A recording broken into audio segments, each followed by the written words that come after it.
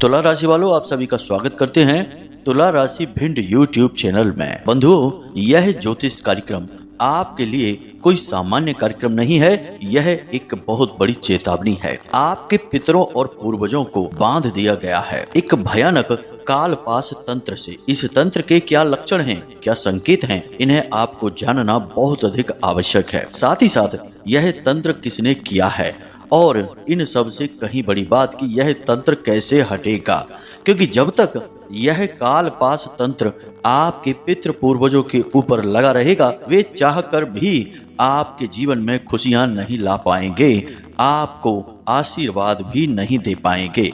फिर चाहे आप कितना ही उनके लिए पिंड दान तर्पण श्राद्ध पक्ष में कुछ भी करते रहिए, कुछ भी लाभ उन्हें प्राप्त नहीं होने वाला है और ना ही आपके जीवन में कोई खुशी, कोई बदलाव आने वाला है। अब यदि आपने हमारी बातों को हल्के में लिया और इस विषय की गंभीरता को नहीं समझा, तो फिर आपके जीवन में भयंकर से भयंकर परिस्थितियों का निर्माण होते देर नहीं लगेगी।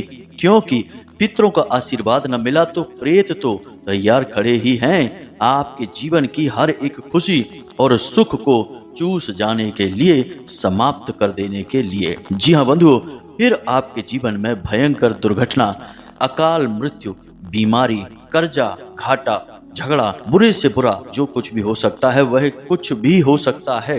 इसलिए बेहतरी इसी में है कि जब कुछ भयानक बुरा हो उससे पहले ही हम इस समस्या को अच्छी तरह से समझ लें और इसके समाधान भी जल्द से जल्द ढूंढ लें, ताकि हमारे जो पितृ हैं, पूर्वज हैं, वे हमारी रक्षा कर सकें। याद रखना कि आपके प्रथम देवता पितृ ही हैं और आपके सबसे बड़े रक्षक, आपके पालनहार, आपके पितृ देवता ही हैं। ऐसे में उनका बंधन आपके जीवन का बंधन हुआ, आपकी हर एक खुशी का बंधन हुआ और आपके जीवन में आ रही हर एक समस्या का सबसे बड़ा कारण हुआ। जी हाँ बंधुओं, तो ऐसे में आप यह भूल बिल्कुल भी मत करना। इस कार्यक्रम को हल्के में बिल्कुल मत लेना। हर एक बात की गंभीरता को समझना और जो भी बातें हम आपको बताने जा रहे हैं, जो संकेत, जो लक्षण हम आपको बताने जा रहे हैं, उन्हें पूरी गंभीरता के साथ अपने जीवन में मिलाकर देखना। यदि आपको एक दो संकेत भी मिल जाएं, तो इस पितृपक्ष में इसका समाधान अवश्य कर लेना, वरना फिर आप यही कहते फिरोगे कि जीवन में सिवाय दुख के कुछ भी नहीं है। गुरुजी, हमारे जीवन में इतने कष्ट, इतनी परेशानियां क्यों हैं? तो आपके मन के इन सारे सवालों के जवाब आज के इस कार्यक्रम में मिलने वाले हैं कि क्यों आपके जीवन में इतने कष्ट हैं, क्यों आपके पितृ देवता, देवी देवता, आपके पूज्य आराध्य कुल देवी देवता आपको लाभ नहीं पहुंचा पा रहे हैं। हर एक समस्या का क्या कारण है और उसका क्या समाधान है, सारी बातों को हम आज विस्तार से आपको समझाने जा रहे हैं। बंधुओं, एक बात हम आपको बता दें कि यह कोई साधारण कार्यक्रम नहीं है। यह आपके जीवन के लिए एक संजीवनी बूटी है, जिसे हम चुनकर पूरी मेहनत के साथ माता भद्रकाली की कृपा और आशीर्वाद के साथ लेकर आए हैं। अब ऐसे में यह आपका धर्म है कि आप इस संजीवनी बूटी को स्वीकार करें, इसका विधिवत नियम और संयम के साथ प्रयोग शुरू करें और अपने जीवन में आ रही हर एक बाधा को समाप्त कर डालें। जी हाँ बंधु, तभी हमारी मेहनत भी सफल होगी और माता रानी के प्रति हमारी भक्ति भी कामयाब रहेगी। क्योंकि हम जो भी कुछ इस कार्यक्रम में आपको बताने जा रहे हैं वह माता रानी के द्वारा दी गई अनुभूतियों और उनके आदेश और आभास के आधार पर ही बताने जा रहे हैं। इसलिए हमारे द्वारा बताई जाने वाली हर एक बात पत्थर की लकीर होने जा रही है। बंधुओं, चाहे आपको हो या ना हो, लेकिन हमें अपनी माता रानी पर अंधा विश्वास है। हम सिवाय उनके किसी और के विषय में ना सोचते हैं और ना किसी की बात मानते हैं। और जब माता रानी ने आदेश किया कि आप लोगों को यह कार्यक्रम देना चाहिए, तो हमने तुरंत इसकी भूमिका बनाकर शास्त्रों के अध्ययन के द्वारा प्राप्त ज्ञान के आधार पर तंत्र मंत्र की संपूर्ण विधियों को खंगाल कर आपके लिए यह बेहतरीन ज्ञानवर्धक रामबाण कार्यक्रम लेकर आए हैं। तो बंधुओं, बस हमारा आपसे यही कहना है कि आप इस कार्यक्रम को अंत तक अवश्य देखना। हो सकता है कि कुछ बातें आपको अटपटी सी लगें शुरुआत में, क्योंकि इन चीज़ों के बारे में आपको ज़्यादा अभ्यास नहीं है। सामान्य इंसान को तंत्र मंत्र के बारे में मारण क्रियाओं के बारे में और तरह तरह के झाड़ फूंक के बारे में ज्यादा पता नहीं होता है। तो ऐसे में आप लोग थोड़ा सा यह सोचेंगे कि गुरुजी क्या बातें बता रहे हैं, लेकिन जब हम आगे बढ़ेंगे कार्यक्रम में तो धीरे धीरे आपको सब कुछ समझ में आने लगेगा और फिर आप हमारी हर बात से सहमत भी होने लगेंगे। तो बस कार्यक्रम को अंत तक देखना। हम उम्मीद करते हैं कि आप हमारी हर बात को समझ चुके हैं, हमारी भावनाओं को समझ रहे हैं और यह जान चुके हैं कि हम जो भी कुछ आपको बताने जा रहे हैं वह केवल और केवल आपके जीवन की कहानी है। तो बस कार्यक्रम को अंत तक जरूर देखना, यही हमारा आपसे निवेदन है। तो चलिए आज के इस विशेष कार्यक्रम को शुरू करते हैं, लेकिन इससे पहले माता रानी को आभार तो व्यक्त करेंगे ही, क्योंकि बिना माता रानी की कृपा और आशीर्वाद के इस संसार में कोई भी शुभ कार्य नहीं किया जा सकता है। तो चलिए जल्दी से माता रानी को आभार व्यक्त करने के लिए कमेंट बॉक्स में लिखिए, जय माँ भद्रकाली कृपा करो। एक बार नहीं 3 बार लिखना। माता रानी की आपको पूरी कृपा और आशीर्वाद प्राप्त होगा, हमें पूरा विश्वास है। इसी के साथ साथ बंधुओं, यदि आप इस चैनल कार्यक्रम पर पहली बार आए हैं तो आप इस चैनल को सब्सक्राइब अवश्य कर लेना। ऐसा करते ही आप हमारे और माता रानी के दिव्य परिवार के सदस्य बन जाएंगे और फिर माता रानी की सीधी कृपा और आशीर्वाद आपको बिना चाहे, बिना किसी मेहनत के यूं ही प्राप्त होने लगेंगे, क्योंकि आप परिवार के सदस्य बन चुके हैं। तो चलिए जल्दी से चैनल को सब्सक्राइब करिए, फिर आगे बढ़ते हैं। तो बंधुओं, अब ध्यान से सुनिए। तंत्र बहुत ही शक्तिशाली होता है। तंत्र के अंदर इतनी अधिक शक्ति है कि यह हरे भरे बट वृक्ष जैसे विशाल वृक्ष को भी कुछ ही समय में सूख जाने पर मजबूर कर सकता है, उसे जड़ से उखाड़ सकता है। किसी अच्छे खासे भरे पूरे परिवार में आग लगा सकता है, सारी खुशियों का नाश कर सकता है, अच्छे खासे बने हुए मकान को भी ध्वस्त कर सकता है। तंत्र की शक्तियों के बारे में जितनी बात की जाए उतनी कम है, लेकिन तंत्र के 2 मुख्य प्रकार होते हैं। एक सात्विक तंत्र होता है और एक तामसिक तंत्र होता है। सात्विक तंत्र केवल और केवल जीवन की रक्षा के लिए, जीवन की उन्नति और विकास के लिए, साथ ही साथ दिव्य शक्तियों की सीधी कृपा और आशीर्वाद को प्राप्त करने के लिए किया जाता है। और जो तामसिक तंत्र है, जिसे हम नकारात्मक तंत्र भी कह सकते हैं, यह उन्हीं शक्तियों के नकारात्मक रूप को जागृत करता है। वैसे हम यहाँ पर आपको बता दें कि तंत्र के देवता भगवान भोलेनाथ हैं और तंत्र का सीधा संबंध भोले बाबा से ही है और किसी दिव्य शक्ति से नहीं। माता काली और भगवान भोलेनाथ तंत्र के भगवान हैं, तंत्र की देवी हैं। तो अब असल में यहाँ पर हम नकारात्मक तंत्र यानी पितृ बंधन के विषय में बात करने जा रहे हैं। अब सोचने वाली बात यह है कि इस प्रकार के बंधन कोई क्यों करेगा? तो सीधी सी बात है कि जिसे किसी से समस्या होगी वही तो यह करेगा, और जिसकी पहुंच भी इस प्रकार के तांत्रिकों के पास होगी। अब हम आपको बताएं कि इस संसार में आपसे जलने वाले लोगों की कोई कमी नहीं है। आपके हर एक अंदाज, आपकी हर एक चाल व्यवहार, आपकी जीवन शैली, हर एक चीज से लोग जलते हैं। और सबसे बुरी बात आपके जीवन में जो है वह यह है कि आपके जलने वाले, आपके शत्रु कोई बाहर के लोग नहीं हैं, अपने ही हैं। आपके अपनों में ही शत्रु छुपे हैं जो कई प्रकार की क्रियाएं आपके ऊपर करवाते रहते हैं।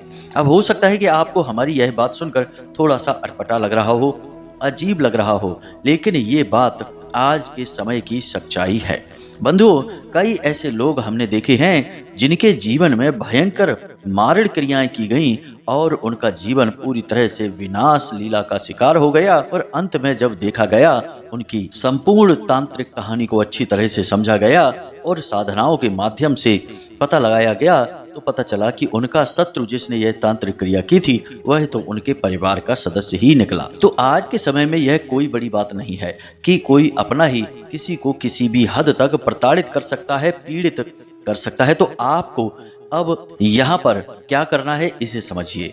यह सब तो चलता ही रहता है। लोग नजर लगा देते हैं, क्रियाएं कर देते हैं, कुछ नहीं तो बातों से ही चोट पहुंचाने की कोशिश करते हैं। यह तो समाज का आज का नियम बन चुका है। आज समाज में ऐसे ही लोग ज्यादा घूम रहे हैं जो दूसरों के शुभ चिंतक हैं, मतलब कि दूसरों का शुभ होते देखा तो उन्हें चिंता हो जाती है। ऐसे वाले शुभ चिंतक ज्यादा घूम रहे हैं।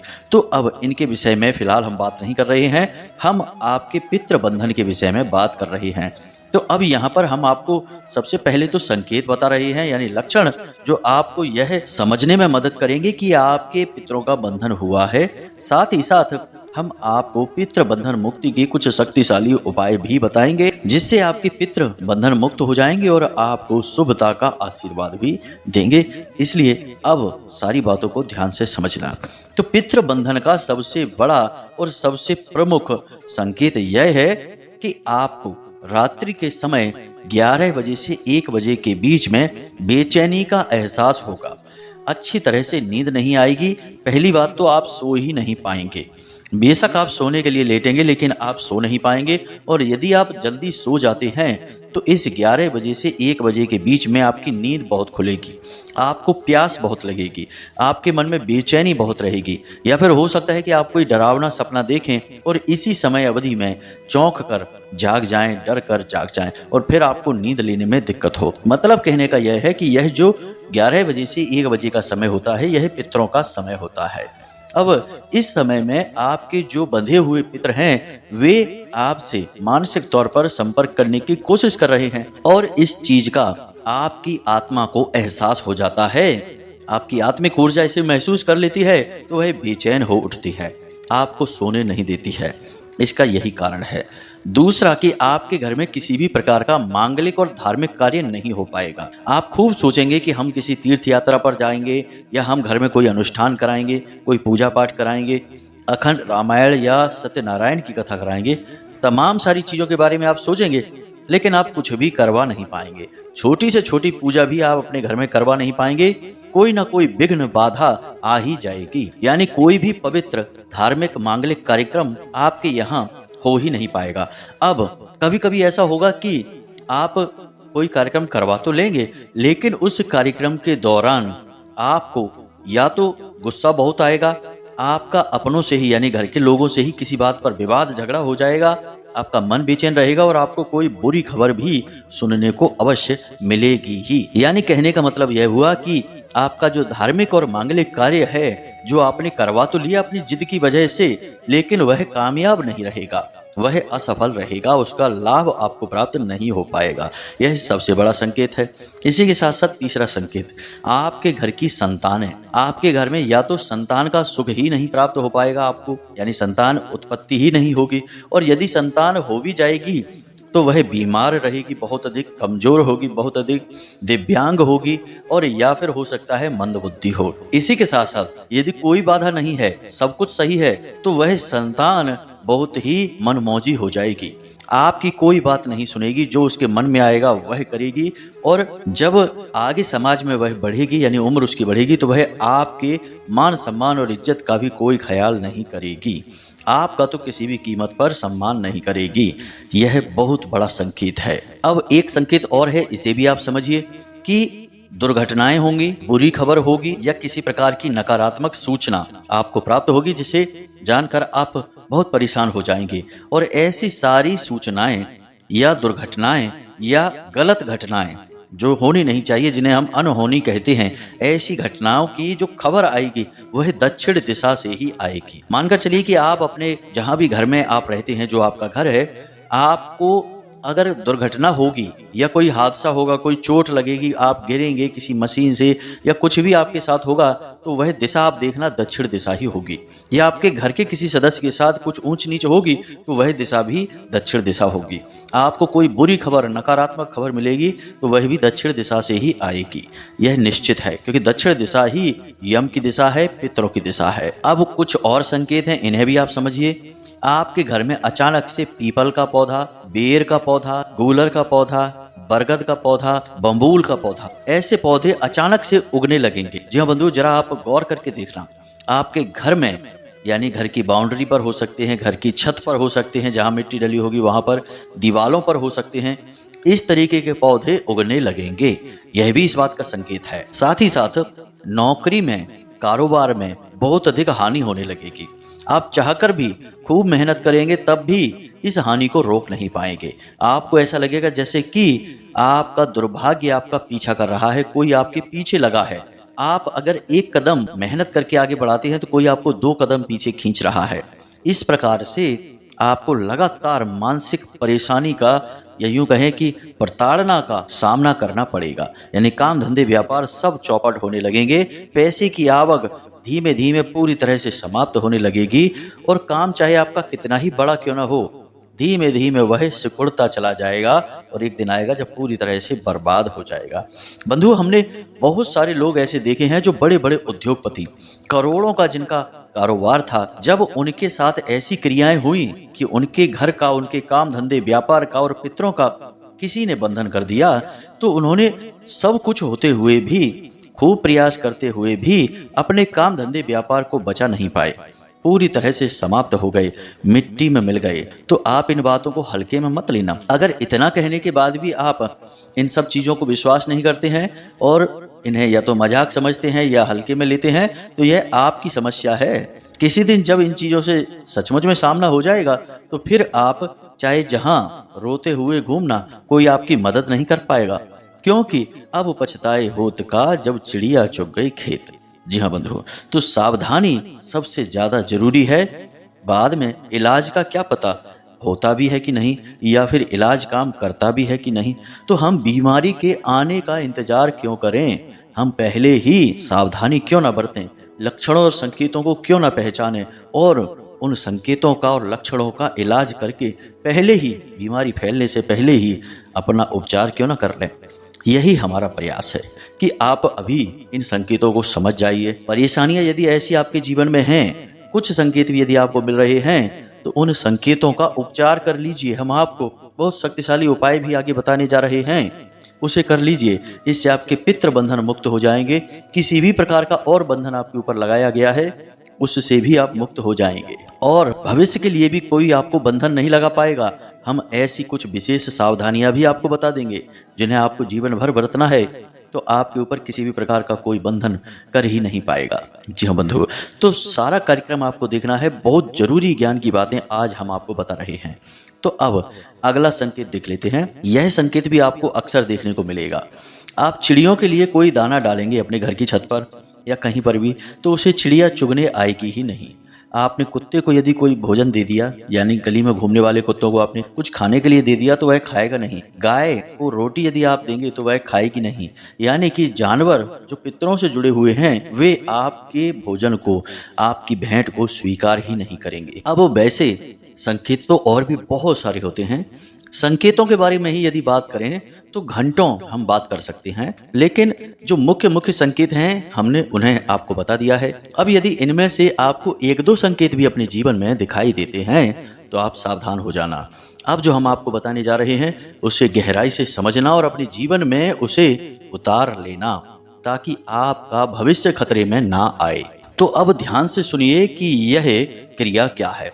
सबसे पहले तो आप, जो हमने आपको बताया है कि पंच बलि संस्कार, इस पितृपक्ष में उसे जरूर किसी योग्य ब्राह्मण के द्वारा करवा लें। जो पंडित जी होंगे, जो कर्मकांड ब्राह्मण होंगे, उन्हें बुलाकर आप इस क्रिया को जरूर करवा लें। इससे आपके पितृ बलिष्ठ हो जाएंगे, ऊर्जावान हो जाएंगे, और जब पितृ ऊर्जावान हो जाएंगे तो फिर बंधन उनके अपने आप ही कमजोर होने लगेंगे। देखो, समझने वाली बात यहाँ पर यह है कि तांत्रिक जो बंधन होते हैं उनकी काट तांत्रिक के पास ही होती है और उसी तांत्रिक के पास होती है, या फिर कोई बहुत ही महान महातांत्रिक आ जाए जो किसी विशेष तंत्र की काट कर सके। यह बिल्कुल वैसा ही है कि जिस सांप ने किसी को काटा और उस काटे का इलाज उसी सांप के जहर से होगा। जी हाँ बंधु, तो बिल्कुल वैसा ही तंत्र में होता है कि जिस तांत्रिक ने वह तांत्रिक क्रिया कर दी है, तो या तो यह पता चल जाए कि किस विशेष तांत्रिक क्रिया के द्वारा बंधन किया गया है, या फिर वह तांत्रिक स्वयं चाहे तो इस बंधन को काट सकता है। तो अब यहाँ पर यह समझना बड़ा मुश्किल होगा कि भाई किस प्रकार की तांत्रिक क्रिया की गई है। हजारों लाखों प्रकार की तांत्रिक क्रियाएं होती हैं। अब जो हमने आपको बताया है कि कालपास, तो पितरों को बांधने के लिए कालपास का प्रयोग किया जाता है, लेकिन इसकी भी प्रयोग विधियां बहुत तरह से होती हैं। अलग अलग चीजों के माध्यम से यह प्रयोग किया जाता है।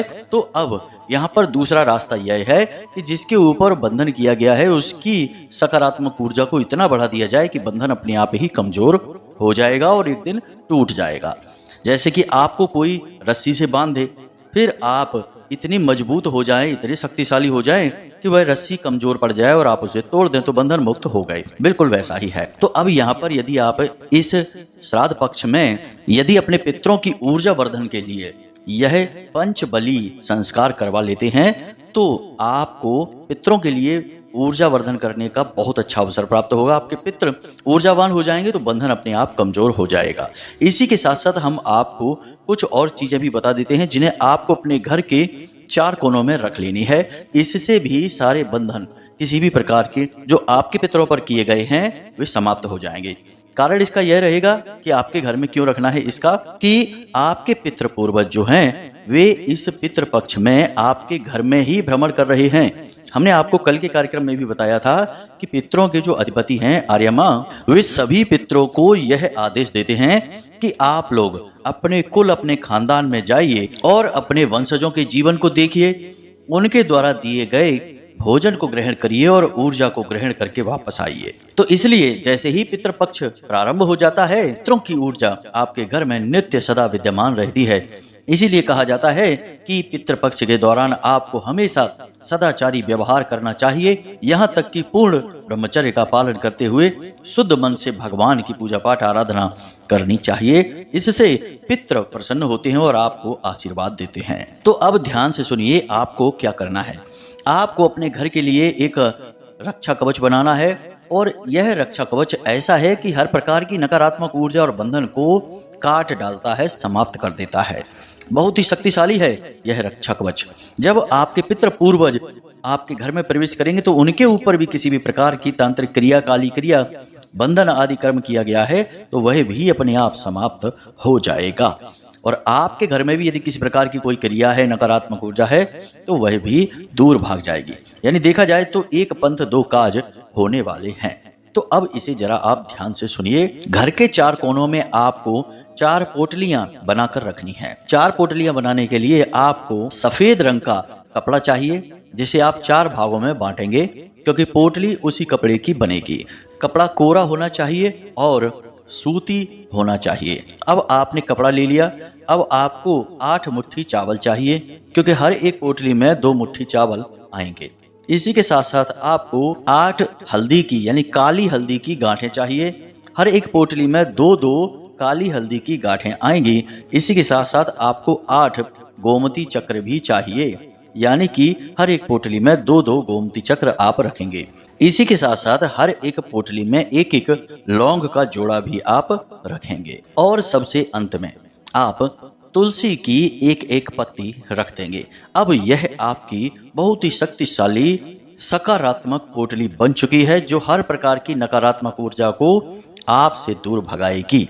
अब आपको यह करना कैसे है, आपने किसी भी दिन पितृपक्ष में ये 4 पोटलियां तैयार कर लेनी है।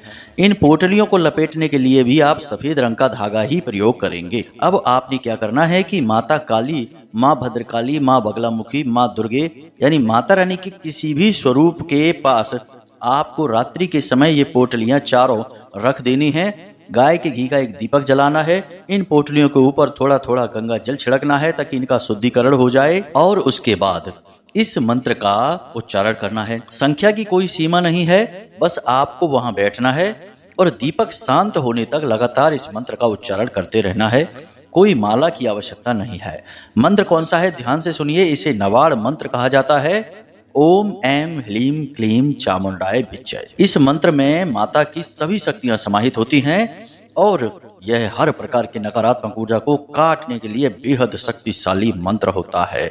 अब आप लगातार इस मंत्र का उच्चारण करते रहें। उसके बाद जब दीपक आपका शांत हो जाए वहां पर, तो आप माता रानी को प्रणाम करें और पोटलियों को वहीं अपने पूजा घर में माता रानी के चरणों में रखी छोड़ दें और रात को सोने चले जाएं। उसके बाद अगले दिन आप सूर्योदय से पहले जागे, स्नान आदि करने के बाद माता रानी के पट खोलें और इन पोटलियों को उठाएं। पोटलियों को उठाने से पहले आपको फिर से दीपक जलाना है, माता रानी का आवाहन करना है और इसी मंत्र का उच्चारण करते हुए, यानी इसी नवाड़ मंत्र का उच्चारण करते हुए इन पोटलियों को आपको उठाना है और इन्हें अपने घर के चारों कोनों में रख देना है। अब आप इन्हें अपने घर के चारों कोनों में जब रखेंगे तो उस समय आपको ध्यान देना है कि ये पोटलियां जमीन पर नहीं रखनी है, इन्हें हवा में भी नहीं टांगना है, इन्हें किसी अलमारी में रखना है जिसमें आपके सिर के ऊपर इनका स्थान हो, यानी जितना आपकी सिर की ऊंचाई है उससे थोड़ा ऊपर इनका स्थान हो।